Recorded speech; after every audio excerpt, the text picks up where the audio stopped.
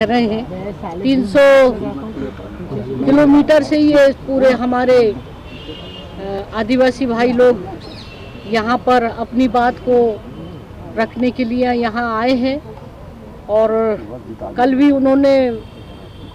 मंत्री जी से भी मिले, टीएस बाबा जी से, सिंहदेव जी से, और आज भी वो माननीय मुख्यमंत्री जी से भी मिलेंगे।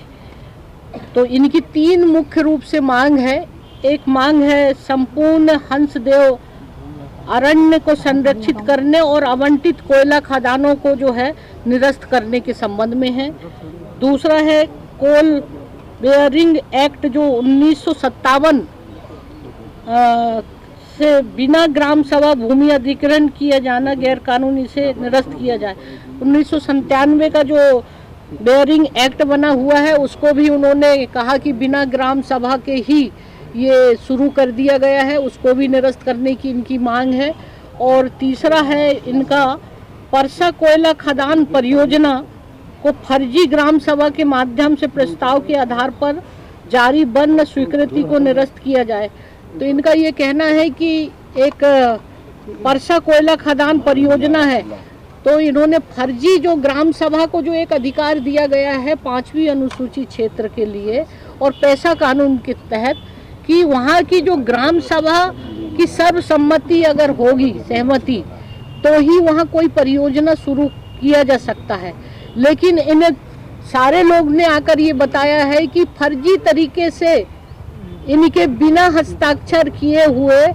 और फर्जी साइन करके ही ग्राम सभा से प्रस्ताव पारित कराकर और वहाँ पर वन विभाग ने ये स्वीकृति ले ली है कुछ परियोजना की। तो इस तरह का वो कोयला ब्लॉक है और वहाँ की इनकी परंपरा संस्कृति है। एक नदी है जो वर्षों से वहाँ पर वो लोग अपनी मान्यता है, आस्था है हमारे ट्राइबल समाज का, तो उससे वहाँ की भी जो कोयला ब्लॉक वहाँ खदानें खुलने से वो सारी नष्ट हो जाएगी। तो इसका उनको डर है और इसीलिए वो चाह रहे हैं कि हम अपने क्षेत्र में इस तरह का जो अभ्यावरण क्षेत्र जो है उसमें किसी भी तरह का कोयला ब्लॉक या किसी भी तरह की परियोजना को हम वहाँ स्वीकृति नहीं देंगे। और इसकी मांग लेकर मेरे पास आए हैं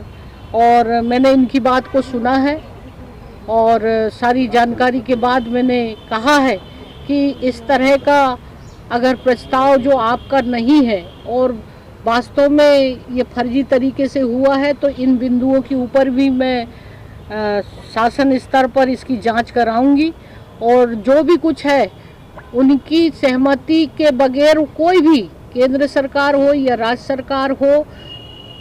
बिल्कुल ही वहाँ पर अनुमति, उनको संविधान में ये अधिकार दिया गया है कि ग्राम सभा चाहेगी तभी आप कोई भी काम शुरू करें। बहुत सारे अधिकार दिए गए हैं मगर उनकी सहमति के साथ ही संविधान में हमारे ट्राइबल की संरक्षण और सुरक्षा के लिए। तो ये सारे बिंदुओं के ऊपर मैंने उनसे चर्चा भी किया है और मैं निश्चित रूप से उनकी 5वीं अनुसूची क्षेत्र जो कहलाता है, यहाँ पर बहुत सारे जो सरगुजा और बस्तर यहाँ के बहुत सारे ज़िले हैं, ऐसे 13 ज़िले हैं जो अनुसूचित क्षेत्र में आते हैं और बाकी जो आधे अनुसूचित में हैं और दूसरे अन्य ट्राइबल उसमें हैं। तो ऐसे 18 ज़िले मतलब मिला के पूरे छत्तीसगढ़ में माने जाते हैं। तो इन क्षेत्रों का अनुसूचित क्षेत्र में उनकी संरक्षक के रूप में राज्यपाल को वो सारे अधिकार दिए गए हैं कि उनकी कैसे सुरक्षा हो, रक्षा हो, उनका किस तरह का आर्थिक, सामाजिक, शैक्षणिक, उनकी धार्मिक मान्यता, इन तमाम चीज़ों की सुरक्षा करना, रक्षा करना ये राज्यपाल को विशेष उसके अधिकार के तहत ये अधिकार दिए गए हैं।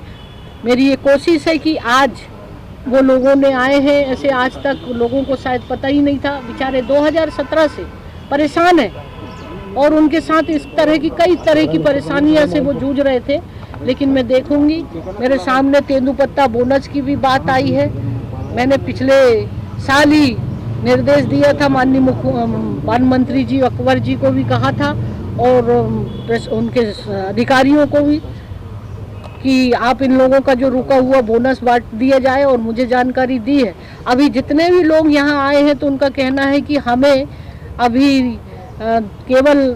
1 साल का ही कुछ लोगों को बोनस मिला, छात्रवृत्ति भी नहीं मिली है। तो इन सारे बिंदुओं का भी मैंने कहा कि आप मुझे सारी चीज़ों को एक तथ्य के साथ लिखित में दें ताकि मैं उसकी जांच कराऊं और उनका जो हक है उनको मैं दिला सकूं। तो इन सारे विषयों को लेकर ही मैंने उनसे चर्चा किया है।